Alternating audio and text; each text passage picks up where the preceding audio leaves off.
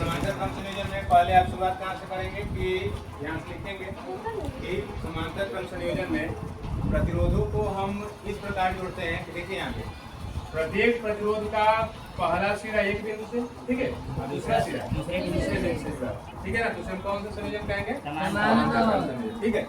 अब यहाँ पे देखिए सीधे से कैसे करना है, सूत्र देखिए यहाँ पे आया है। समांतर क्रम का सूत्र होता है प्रतिरोधों का 1/r बराबर 1/r1 plus 1/r2 plus 1/r3, ठीक है।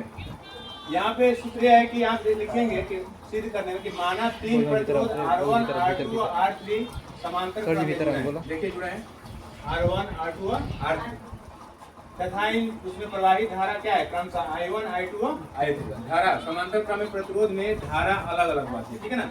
विभव का मान समान होता है, ठीक बताया था ना विभवांतर। अब यहाँ देखिए लिखें कि यदि बिंदु ए और बी के मध्य धारा प्रत्येक प्रतिरोध में क्या हो रही धारा बह रहा है तो I बराबर I1 plus I2 plus I3, क्योंकि यहाँ पे सभी का तुल्य है। I बराबर I1 plus I2 plus I3।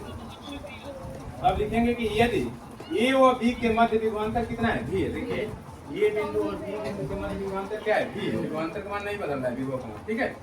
तो यहाँ पे भी है। तो ओम का नियम सभी लोग जानते हैं, पढ़ाए है ना। ओम का नियम क्या कहता है? V बराबर I है, ठीक है। V बराबर I है। तो आप I को बाहर लेके आए तो I बराबर V अपान R।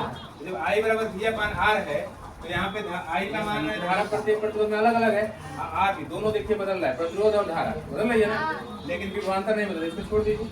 I1 बराबर V अपान R1, अरे समझ में आता ना। फिर I2 बराबर V अपान R2 और I3 बराबर V अपान R3। अब देखिए यहाँ पे लिखेंगे कि समीकरण 2, 3, 4 में चार मान रखने पर एक का मान रख रहे हैं। किसका मान रख रहे हैं? एक, ठीक है ना।